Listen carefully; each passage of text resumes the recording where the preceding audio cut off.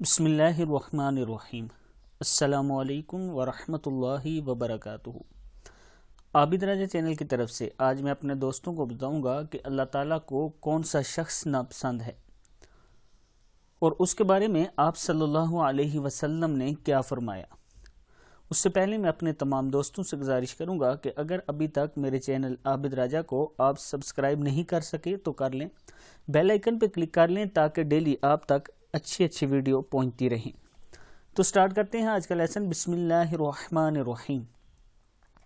آپ صلی اللہ علیہ وسلم نے فرمایا، اللہ سبحانہ تعالیٰ اس شخص کو سخت ناپسند فرماتے ہیں جو متکبر اور سرکش ہو، پیٹو ہو یعنی زیادہ کھانے والا ہو اور بازاروں میں شور و غل کرنے والا ہو، رات کو مردے کی طرح بے خبر سوتا ہو یعنی تہجد و فجر کی نماز کی پرواہ نہ کرتا ہو اور دن بھر گدھے کی طرح امور آخرت سے بے خبر و بے پرواہ ہو، منہ مارتا پھرتا ہو، دنیا کے معاملات کا تو بہت ماہر ہو اور آخرت سے بالکل بیگانہ ہو۔